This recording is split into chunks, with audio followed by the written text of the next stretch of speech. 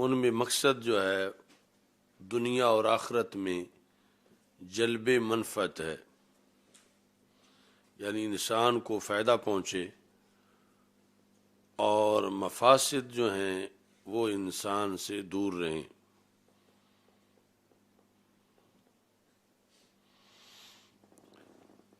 اب اس جلب منفعت کے مقابلے میں ضرر رساں امر ہے، کیونکہ کسی چیز کا بھی جو ضرر ہے وہ مفاسد کو قریب کرتا ہے۔ تو جلب منفعت کا ثمرہ مکمل تب حاصل ہو سکتا ہے کہ جب ضرر کا اس کے مقابلے میں مکمل طور پر ازالہ کر دیا جائے۔ یہ اصول اصل میں حدیث شریف سے محفوظ ہے، جو رسول اکرم صلی اللہ علیہ وسلم کا فرمان ہے، لا ضرر ولا ضرار۔ انہی لفظوں کو فقہا نے پھر آگے ایک قاعدہ کلیہ کا رنگ دیا ہے۔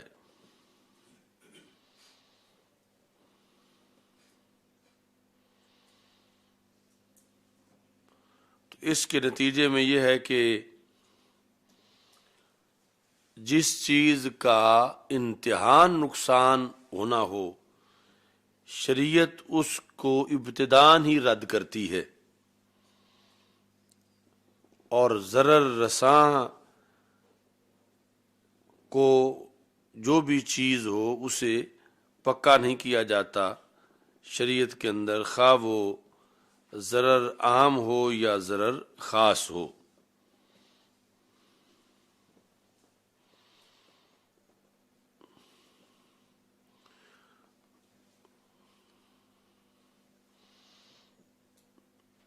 آگے فقہ کے بہت سے ابواب میں اس کا دخل ہے، اور اس سے پھر مختلف قواعد اور بھی اس پر مرتب ہوتے ہیں۔ تو یعنی اس اصول کو یوں پڑھا جائے گا، الضرر یزال، اس کا ازالہ کیا جائے گا۔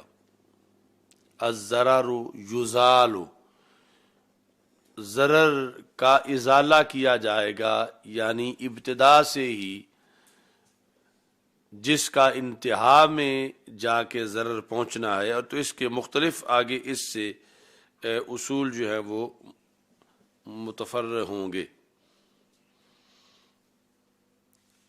پہلا جو ہے لا ضرر ولا ضرار، فلا يجوز ایقاع الضرر بأي شکل من الاشکال،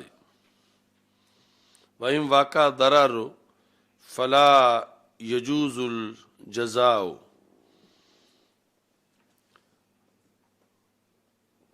تو ضرر کی کوئی شکل بھی ہو اس کو واقع کرنا جائز نہیں ہے، نہ ضرر ابتداً قبول کیا جائے گا، نہ انتہاً قبول کیا جائے گا۔ اس بنیاد پر اتلاف کا مقابلہ اتلاف سے نہیں ہوگا کہ ایک چیز جو ہے وہ تلف ہو رہی ہے تو اس کو اس کے مقابلے میں اتلاف سے ہی عمل کیا جائے، یعنی تلف کا مقابلہ تلف کے ساتھ، یہ درست نہیں ہے، بلکہ تلف کا مقابلہ زمان کے ساتھ اور عوض کے ساتھ یہ پالیسی جو ہے وہ اپنائی جائے گی۔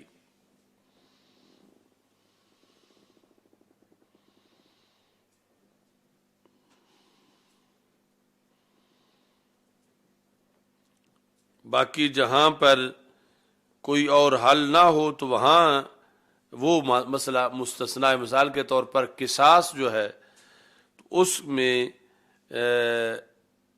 جرائم سے رکاوٹ کے لیے پھر قصاص کا بدلہ قصاص ہی ہے، یعنی وہاں پر تلف کا بدلہ تلف ہے کہ ایک طرف قتل ہوا تو جواب میں بھی قتل ہی ہوگا، تو وہ صورت مستثنا ہے۔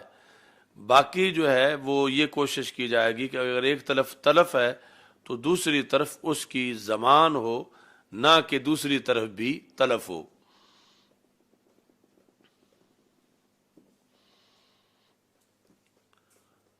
باقی قصاص والا مستثنا ہے، چونکہ وہاں پر ہے وَلَكُمْ فِي الْقِصَاصِ حَيَاتٌ، تمہارے لیے قصاص میں حیات ہے۔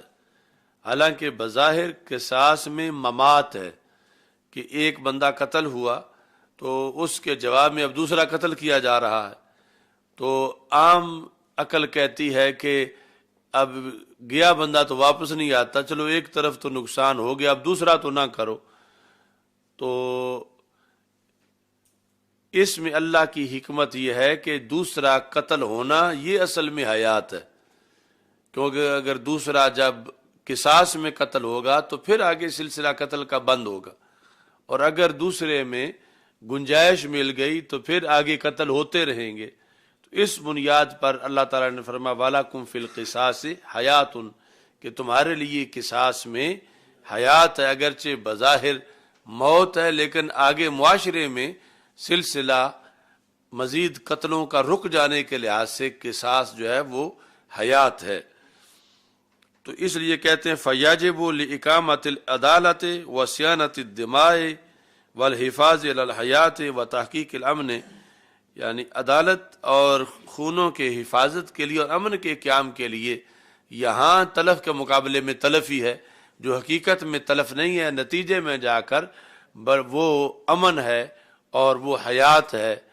تو اس کو مستثنا سمجھیں گے۔ باقی جو ہے وہ یہ ہوگا کہ ایسی پالیسی اپنائی جائے گی کہ یہاں ضرر کے مقابلے میں ضرر نہ ہو ظاہری طور پر بھی، اور تلف کے مقابلے میں تلف نہ ہو بلکہ ضمان ہو۔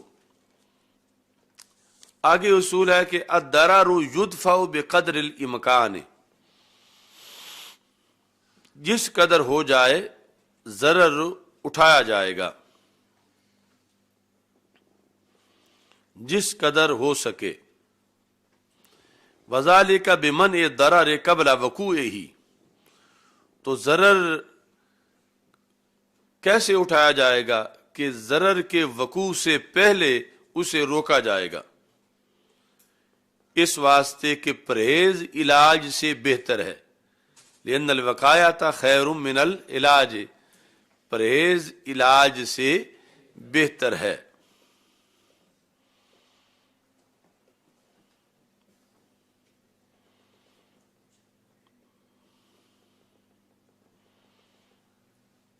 مثلا علاج ہونا ہے وہ آپریشن کے ذریعے سے، تو وہ ایک ضرر ہے، تو اس کے وقوع سے پہلے اسے اٹھایا جائے کہ اس کی نوبت ہی نہ آئے۔ کس کے ذریعے سے؟ پرہیز کے ذریعے سے۔ وَلِذَالِكَ شُرِعَ الْجِهَادُ، یہ وجہ ہے کہ جہاد مشروع کیا گیا۔ لِدَفْعِ شَرِّ الْأَعْدَاءِ، کہ ویسے تو یعنی جہاد کے اندر لگتا ہے کہ خون اپنا بہتا ہے، اوروں کا بھی بہتا ہے، اور اس میں طبعاً کراہت بھی ہے، لیکن شر اعداء کو قبل اس کے کہ وہ شر پایا جائے، جہاد کے ذریعے سے اس شر کو روکنا، یہ ہے کہ ضرر کو بقدر امکان اٹھا دینا، یعنی قبل اس کے کہ وہ ضرر پایا جائے اس کو روکنے کا بندوبست کرنا۔ وہ ضرر کیا ہے؟ شر اعداء، روکنا کس طرح ہے؟ جہاد کے ذریعے سے۔ تو شر اعداء بڑا نقصان ہے کہ وہ آ کر مسلمانوں کی عورتوں کو لونڈیاں بنا لیں، بچوں کو قید کر لیں اور مسلمانوں کی ہر چیز پہ قبضہ کر لیں۔ تو یہ شر اعداء جو اسے روکنے کے لیے اس سے پہلے ہی ان کے خلاف جہاد کیا جائے، اگرچہ اس میں قیمت لگے گی مگر وہ تو نہیں ہوگی قیمت کے جو بعد میں شر اعداء کی شکل میں جو ضرر ہوگا۔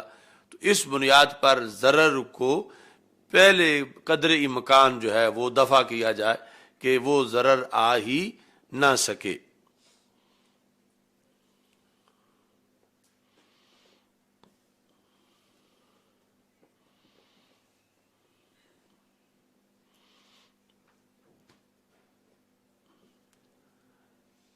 ایسے ہی یعنی عفت کو لازم کیا گیا تاکہ متوقع ضرر نہ پایا جائے. یعنی عفت کے اندر محنت مشقت وہ کم ہے اس ضرر کے مقابلے میں جو بعد میں آ سکتا ہے. اور ایسے ہی ایک بندہ سمجھدار نہیں ہے، سفیہ ہے، یعنی اس کو چیز بیچنے خریدنے کا پتہ نہیں، آسانی سے اسے کوئی فراڈ اس سے کر سکتا ہے، تو شریعت نے اس پر پابندی لگائی کہ اس کو خریدنے فروخت کرنے سے روکا جائے. تو اب یہ جو اس پر پابندی لگی ہے یہ ہے کہ بقدر امکان ضرر کو پہلے ہی روکا جائے، کیونکہ اگر پابندی نہ لگائی جائے اس سفی اور مبذر پر تو ہو سکتا ہے کہ پابندی کی وجہ سے جو اس پر بوجھ ہے اس سے کہیں زیادہ بوجھ اس پہ آ جائے کہ یہ ایسے سودے میں خود ہی کہیں بک جائے، یا جان سے ہاتھ دھو بیٹھے، یا اپنا سارے کا سارا جو ملک ہے وہ ختم کر بیٹھے. تو اس ضرر سے یہ ضرر چھوٹا ہے کہ اسے یہ کام ہی نہ کرنے دیا جائے. تو یہ ہے قانون کے الضرر یدفع بقدر الامکان، قبل اس کے کہ ضرر پایا جائے بقدر امکان اس ضرر کو اٹھا دیا جائے. یہ شریعت کا ایک قانون ہے. آگے الضرر لا یزال بمثلہ، جتنے درجے کا ضرر آنا ہے اتنے درجے کا ہی پہلے نقصان نہ کر لیا جائے، چونکہ وہ ہونا ہے تو اتنا یہ بھی کر لیا جائے. جب برابر ہے تو پھر وہ خود ضرر آ گیا تو پھر بھی اتنے نقصان ہونا ہے جتنا کہ اب ہو رہا. تو ضرر اٹھانے کے لیے ضرر سے کم درجے کا نقصان تو برداشت ہے، مگر ضرر کے مساوی نقصان برداشت نہیں ہے. الضرر لا یزال بمثلہ، ضرر کی مثل ضرر سے ازالہ نہیں کیا جاتا، اس سے کم ضرر میں تو ازالہ صحیح ہے لیکن ضرر کی مثل ضرر کے ساتھ ازالہ درست نہیں ہے. یہ وضاحت لا ضرر ولا ضرار کی، اور ضرر لا یزال بضرر آخر وان الضرر یزال بشرط اللہ یکون بضرر مثل الاول. یعنی جب ضرر کا ازالہ پیش نظر ہوتا ہے تو اس میں یہ شرط ہے کہ یہ ضرر کی ہم پلہ ضرر نہ ہو ازالہ میں بلکہ اس سے تھوڑا ہو، تو پھر تو اس کا فائدہ ہے، ورنہ اس کا کوئی فائدہ نہیں ہے. اب مثال کے طور پر ایک فقیر بندہ ہے تو اس کے لیے نان و نفع کا لازم کرنا ہے کہ اس سے مدد، فقیر بندے کے ساتھ مدد ہو جائے کہ وہ فقیر ہے. اب اگر اس فقیر کا نان و نفع کسی فقیر پر ہی لازم کر دیا جائے تو یہ جس طرح کا ضرر اٹھانا ہے ویسے ہی ضرر لانا بھی ہے کہ ایک فقیر کو تو آپ اس کے ساتھ اسے ریلیف دینا چاہتے ہیں اور دوسرے کو اتنا فقیر بنانا چاہتے ہیں مزید. تو یہ ہے یعنی اس کی صورت کہ ضرر جو ہے وہ اپنی مثل کے ساتھ اس کا ازالہ نہ کیا جائے. یہاں ضرر کا ازالہ تو کیا جا رہا ہے مگر اپنی مثل کے ساتھ کیا جا رہا ہے.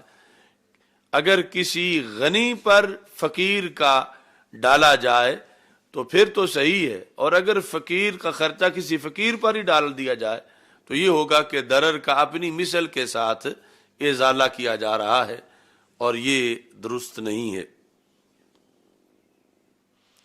آگے ہے کہ جو ضرر اشد ہے اس کا ازالہ، یہ پڑھیں گے یزال، الضرر الاشد یزال بالضرر الاخف. جو ضرر اشد ہے اس کو ضرر اخف کے ساتھ جو ہے وہ زائل کیا جائے گا.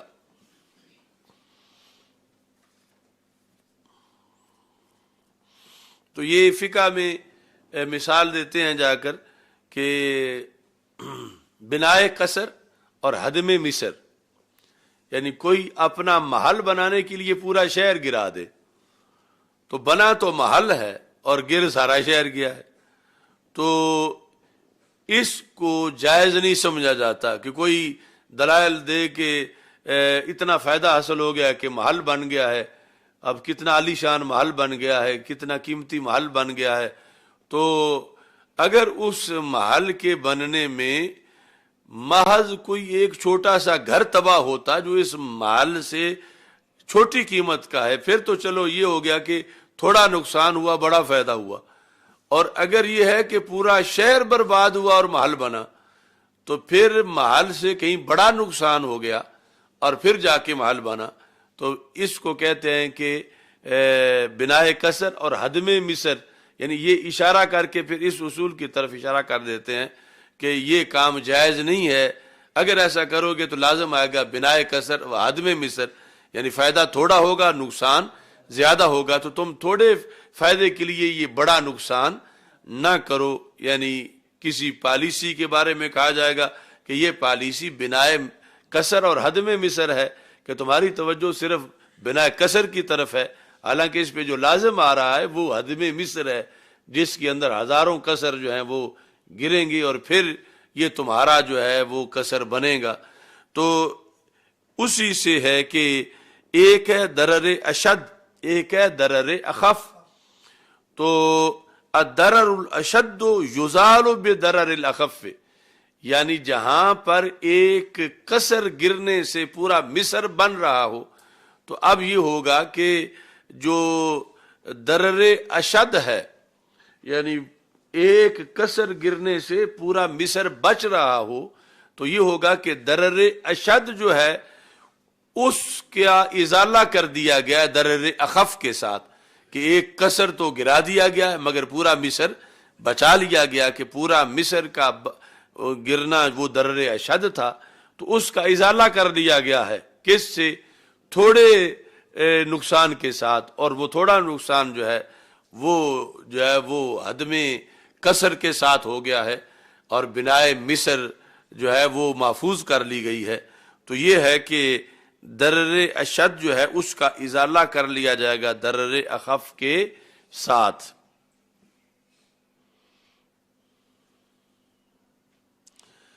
لیکن یہ قاعدہ کلیہ نہیں ہے.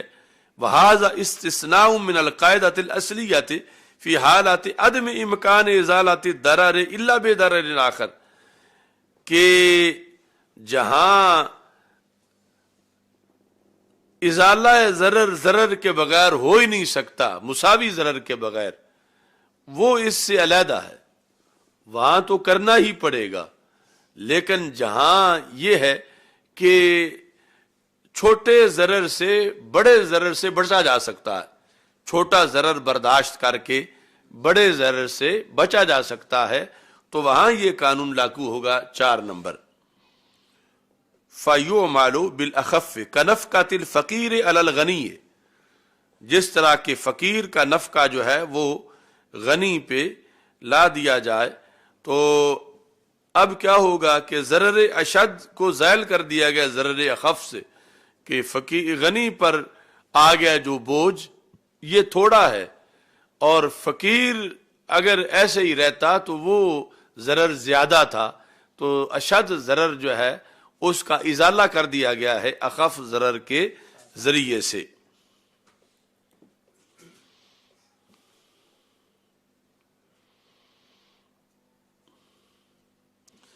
ایسے ہی کہ جو مال قسمت کو قبول نہیں کرتا، وہاں قسمت کو روک دینا.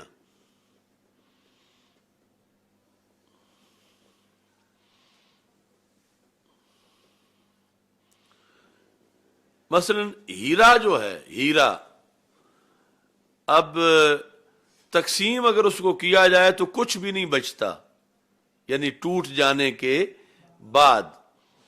تو یہاں پر جو ہے وہ یہ صورتحال ہے کہ مساوی کا نقصان ہے. تو من قسمت المال الذی لا یقبل القسمت، تو یہاں پر یہ حکم دیا جائے گا کہ جو مال تقسیم کو قبول نہیں کرتا اگرچہ تقسیم نہ کرنے میں ضرر ہے مگر کرنے میں بھی اتنا ہی ضرر ہے، اس کے بعد وہ کسی کے فائدے کا بھی نہیں ہوگا۔ ایسے ہی حمام ایک ایسی چیز ہے یعنی جو اتنا قابل استعمال ہے کہ اگر وہ اکٹھا رہے تو پھر تو وہ فائدہ دے سکتا ہے، اگر آدھا آدھا کر لیا جائے تو وہ ایک کے لیے بھی فائدہ مند نہیں ہو سکتا، یعنی مکمل نقصان ہو جائے گا۔ تو اب یہاں پر بھی تقسیم کو جو ہے وہ روکا جائے گا، اگرچہ تقسیم نہ کرنے میں ضرر ہے مگر کرنے میں بھی اسی کی مثل ہے، تو یہ آپس میں مساوی سمجھے جائیں گے۔ لأن ضرر ترکت اخف من ضرر القسمت فی دیاء المال، تو یہاں پر یعنی چھوڑ دینے میں تقسیم کرنے کے اندر جو ہے وہ زیادہ ضرر ہے، چھوڑ دینے میں تھوڑا ہے، کم از کم ایک تو استعمال کر رہا ہے۔ تو اس بنیاد پر یعنی اس پہ عمل کیا جائے گا کہ جو ضرر اشد ہے اس سے بچنے کے لیے ضرر اخف پر عمل کر لیا جائے گا۔ اچھا جی، اب آگے اصول ہے کہ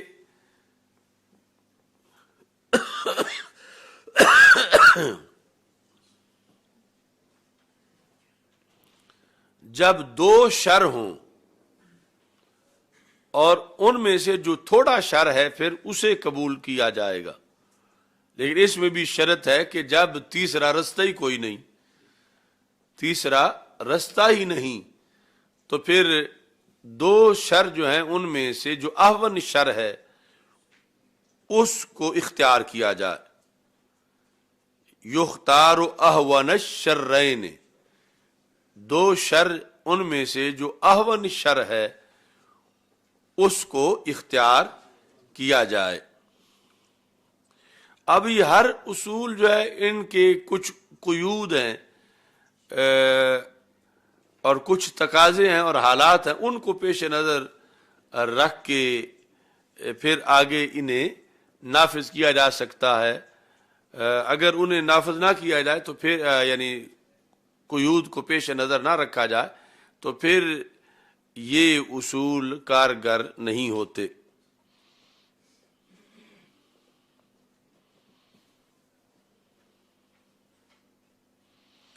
مثلا اے فاروق چشتی سائیں اکی کھول لے۔ اچھا جی، بحث ہو رہی ہے کہیں کسی اجلاس میں کہ وہابیوں کے ساتھ اتحاد کرنا چاہیے یا شیعوں کے ساتھ کرنا چاہیے، تو وہاں کوئی فقیہ صاحب بیٹھے ہیں، وہ کہتے ہیں شرین میں سے جو احول شر ہے کہ یہ ہم نے اصول پڑھ رکھا ہے کہ جو احون الشرین ہو، شر تو دونوں ہی ہیں لیکن جو احون الشرین ہے وہ کر لینا چاہیے۔ تو یہ اصول نہیں چلتا یہاں پر، چونکہ اصل جو تیسرا پہلو ہے کہ دونوں سے ہی بچ رکھے، اپنے گھر بیٹھو، یعنی نہ شر چھوٹا استعمال کرو نہ شر بڑا استعمال کرو۔ یہ بھی تو راستہ ہے ایک کہ شر استعمال ہی نہ کرو، یعنی یہ تو اصول تب ہے کہ جب اور رستے ہی بند ہیں، کوئی راہ حیات بچی ہی نہیں، دو ہی رستے ہیں، ایک چھوٹا شر ہے دوسرا بڑا شر ہے، تو پھر اب دونوں میں سے جو چھوٹا شر ہے اس کو اختیار کر لیا جائے۔ اور جب تیسری شاہراہ بھی بچی ہوئی ہو تو جان بوجھ کے ادھر سے رخ موڑ کے اپنے آپ کو دو میں ہی لایا جائے، تو یہ اس اصول کی جگہ ہی نہیں ہے کہ اس کو یہاں پر نافذ کیا جائے۔ جس طرح پچھلا زمانہ تھا کہ نون لیگ سے ملنا چاہیے یا پیپلز پارٹی سے ملنا چاہیے، بے نظیر کے زمانے میں ایک اجلاس ہو رہا تھا تو کہتے ایک ہے بڑی بدی ایک ہے چھوٹی بدی، تو یہ اسی اصول کو سامنے رکھ کے کہ بڑی بدی سے بچنا چاہیے، چھوٹی کو ملا لینا چاہیے۔ تو یہ یعنی ساتھ دیکھنا پڑے گا کہ کیا بدی کے بغیر گزارا نہیں ہو سکتا؟ اگر بدی کے بغیر ہو سکتا ہے تو پھر تو یہ اصول چلتا ہی نہیں۔ یہ تب چلتا ہے کہ جب بس رہ ہی دو بدیاں ہی گئی ہیں کہ ان میں سے کسی ایک کو ضرور ساتھ ملانا پڑے گا یا ملنا پڑے گا، تو پھر یہ ہے۔ اچھا جی، آگے یہ ہے کہ اذا تعارضت مفسدتان، جب دو مفاسد متعارض آ جائیں، دو مفسدات، رویا اعظمہما ضررا بارتکاب اخفہا وہی کالسابقۃ، جو پہلے قانون کی طرح ہی ہے کہ یہاں رعایت کی جائے گی کہ بڑے ضرر سے بچا جائے۔ کیسے؟ چھوٹے ضرر کا ارتکاب کر لیا جائے تو بڑے ضرر سے بچا جائے۔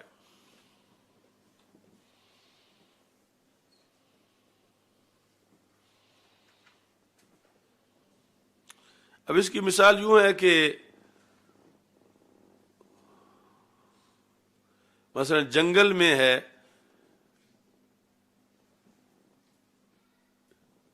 جس جگہ پہ بندہ بیٹھا ہے اس کا دروازہ نہیں، اور چھت ہے،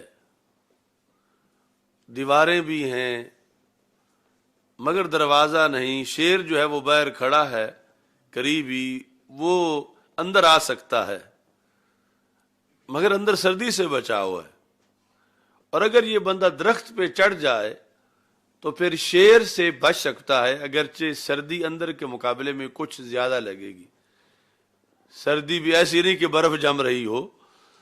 تو اب یہ ہے کہ شیر والا نقصان بڑا ہے اور سردی والا تھوڑا ہے، تو یہ جان بچانے کے لیے درخت کے اوپر چڑھ جائے۔ سردی تو اس چھت کے نیچے والی سردی سے کچھ زیادہ لگ جائے گی، مگر شیر کے پنجوں سے تو بچ جائے گا۔ تو اس طرح یعنی بڑے ضرر سے بچاؤ کے لیے یعنی اس کو رعایت میں رکھا جائے گا، بڑے نقصان سے بچاؤ کو، تو چھوٹا نقصان جو ہے، یہ چھوٹا ضرر، اس کو قبول کر لیا جائے گا۔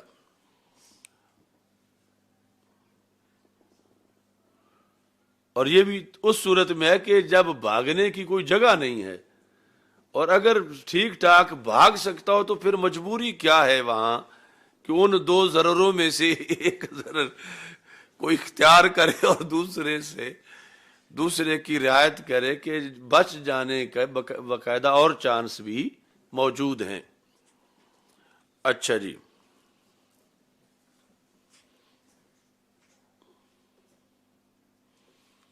وَلِذَلِكَ يُجُوزُ شَقُّ بَطْنِ الْمَرْأَةِ الْمَيْتَةِ لِإِخْرَاجِ الْجَنِينِ إِذَا كَانَ حَيًّا، اس پر اس قاعدے کا مدار ہے کہ ایک عورت فوت ہو گئی ہے اور اس کے پیٹ میں بچہ زندہ ہے، یعنی خود وہ فوت ہو گئی ہے اور یہ معلوم ہو رہا ہے کہ بچہ اندر پیٹ میں حرکت کر رہا ہے، تو اب ویسے تو کسر عظم المیت کا کسر عظم الحی، مردہ کی ہڈی کو توڑنا یا جسم کو پھاڑنا یوں ہی جرم ہے جیسے زندہ کی ہڈی کو توڑنا جرم ہے۔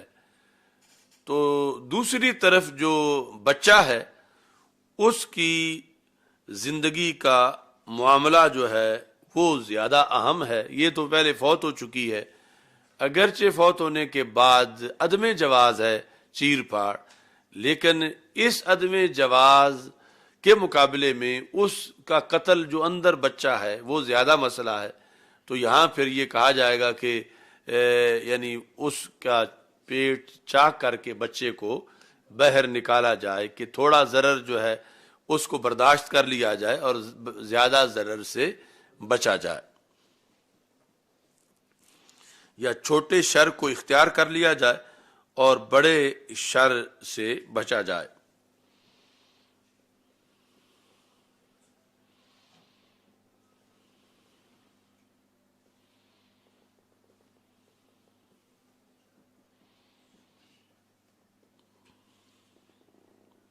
چلو الحمدللہ، استغفر اللہ لا الہ الا اللہ،